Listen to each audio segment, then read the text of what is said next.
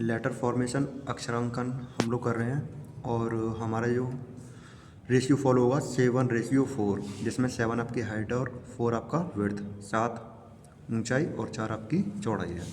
अब मान लो आपको ये स्लोगन लिखना है, इंडिया इज़ ग्रेट। ऊंचाई आपको दे रखी होगी 12 mm की ऊंचाई और कहा गया होगा कि सीधे या वर्टिकल स्ट्रोक में लिखी है। तो हम क्या करेंगे, अगर आपको 12 mm की ऊंचाई तो चौड़ाई निकालनी पड़ेगी और चौड़ाई निकालने के लिए हम क्या करेंगे, क्योंकि हमें पता है कि ये ऊंचाई है तो 7 12 के बराबर है, तो 4 कितने के बराबर हो जाएगा, 4 बराबर 12/7 इंटू 4 और अप्रॉक्स लेते हैं, थोड़ा सा ज़्यादा लेके चलेंगे तो ये हमें पता है कि 7 टाइम्स हो रहा है, तो हमने इसको इक्विवेलेंट कर दिया 7 mm के, 7 mm के।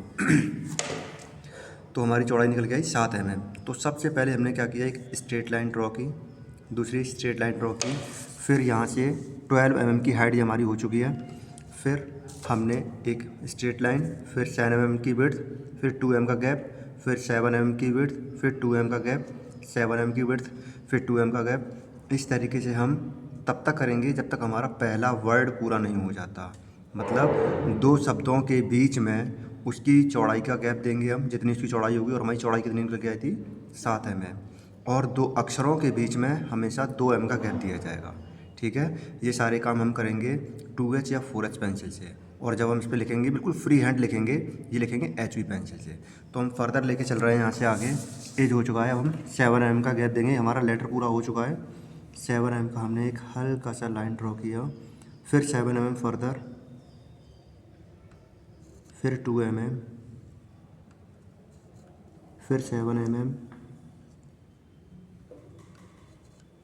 फिर 2 mm, फिर 7 mm, फिर 2 mm, फिर 7 mm, फिर 2 mm फर्दर, फिर 7 mm। अब इस पर हम लिखेंगे G।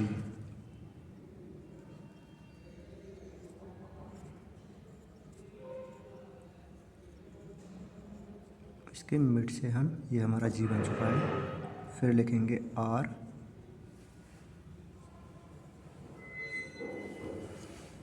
यहाँ से ये R हो गया, फिर लिखेंगे E, इसका आधा लेंगे हम, फिर लिखेंगे A और फिर लिख देंगे हम T।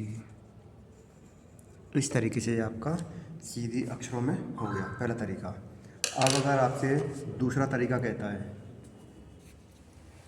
दूसरा तरीका कहेगा वो आपसे, जैसे यहाँ पर इसने सीधा ऊर्ध्वाधर बोला है, अब कहेगा कि तिरछे अक्षरों में लिखी है। मान लो इसी को वो कह रहा है कि तिरछे में लिखी है, इंक्लाइंड में। अब तक ये किस में है, सीधे में था, अब तिरछे यानी कि इंक्लाइंड में कहेगा सेम स्टेटमेंट को।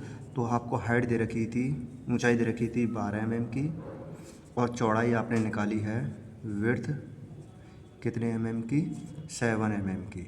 तो हम क्या करेंगे, वापस से यही प्रोग्रेस करेंगे कि पहले एक लाइन खींचेंगे सीधी, और इसमें जो डिफरेंस रखेंगे वो कितना रखेंगे, 12 mm यानी कि 1.2 सेंटीमीटर, 1.2 सेंटीमीटर का हमने गैप रखा,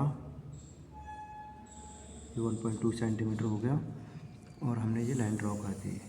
अब तिरछे के लिए सबसे पहले हम करेंगे, अपने ड्राफ्टर को 75 डिग्री पर सेट करेंगे। अब ये 0 पर है, अब 75 पर इसको क्या करेंगे, हम सेट कर देंगे। ये हमने इस पर 75 डिग्री पर सेट कर लिया, और 75 पर करने के बाद में अब हम फिर वही प्रोसीजर सेम, पहली लाइन, फिर यहाँ से 2 mm का गैप, 2 mm का गैप हम निशान लगाने पड़ेंगे। इसको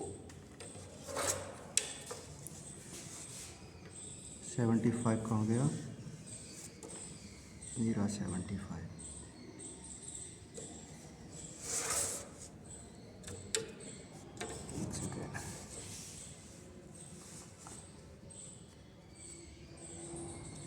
ये 75 पर आपका सेट है। फिर 2 mm का गैप देंगे हम यहाँ पर निशान लगा के, फिर 2 mm का हमने लाइन खींची, कितना था विड्थ इसकी, 7 mm। ये हमने 7 mm पर एक लाइन ड्रॉ किया, फर्दर फिर 2 mm का हमने गैप लगाया, फिर 7 mm,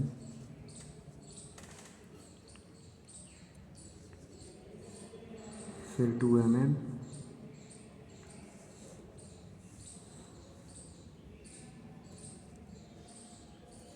फिर 7 mm,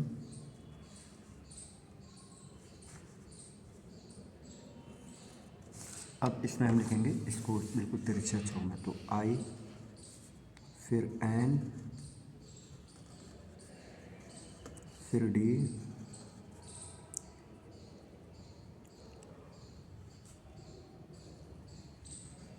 इस तरीके से आप लिखते चले जाओगे, ये आपका तिरछे अक्षरों में हो जाएगा।